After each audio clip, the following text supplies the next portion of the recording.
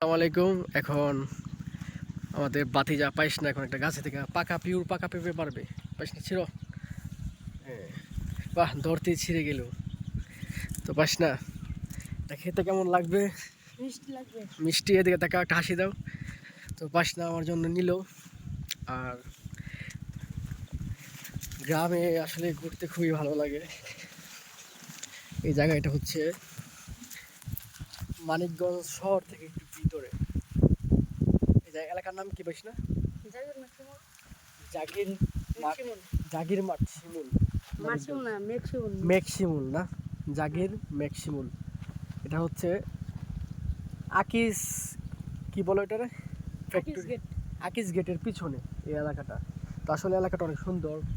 এখানে রয়েছে ভুট্টা বাগান, কলা রয়েছে। এখন যে পাইসনা আমার জন্য একটি পেঁপে পারলো।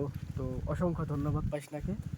ধন্যবাদ পাইসনাকে। আমি আরও 2024 সালে আসছিলাম না, 24 সালে পাইসনা ওই আরও ছোটো ছিল। তো আসলে ছেলে অনেক ভালো। তো সকলকে ধন্যবাদ। আপনাদেরকে আরও অনেক কিছু দেখাবো, দেখতে থাকুন। এখানে হচ্ছে এই খাতটা হচ্ছে আমার এক মামা শ্বশুরের। ভুট্টা ক্ষেতের পাশাপাশি উনি লাল শাক, না এগুলো লাল শাক সাথে বুনেছে। আর এ হচ্ছে কলা, দেশি পিওর কলা। কলা ছিড়বো।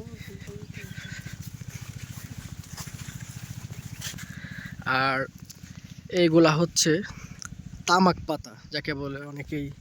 এগুলা দিয়েছে সবুজ চাষ মানে বিষ। এগুলা যে শুকানোর জন্য দেওয়া হয়েছে, অনেকে বলে সাদা পাতা। এগুলা হচ্ছে তামাক গাছ। তো আসলে এই এলাকাটা অনেক সুন্দর। আর বর্তমান যা দেখলাম, সকলের ভিতরেই মানুষের রুচি আছে। এই গ্রাম পরিবেশের ভিতরে এরকম অসংখ্য বিল্ডিং আছে, অসংখ্য। আসলে ভালোই লাগে।